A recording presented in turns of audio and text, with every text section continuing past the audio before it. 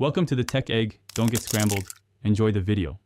In this video, I will explain how to buy S&P 500 on Fidelity, updated. Open your Fidelity account, fund it, search for S&P 500 funds or ETFs, compare expense ratios, and select the share type.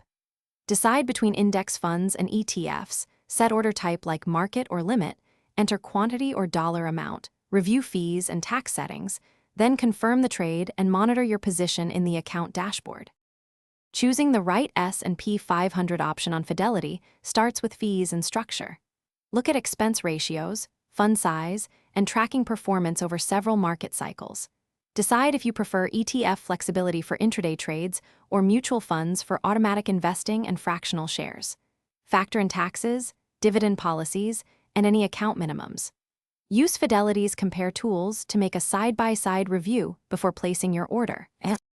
If you're finding this video helpful, please subscribe and like to support the channel and get more updates. Quick recommendation: Robot Face, upgrade your clean game with the Shark AI Ultra Robot Vacuum voice control because tidy spaces help clear investing focus.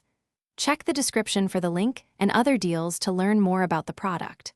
Thanks for the support, and now, let's get back to the video. Placing the order is straightforward once you've chosen a fund. Select Buy, pick Market or Limit Order, and enter how many shares or the dollar amount to invest. Verify estimated fees, settlement timeline, and any tax withholding settings like Form 1099 preferences. Review the order summary carefully, submit the trade, and watch for confirmation.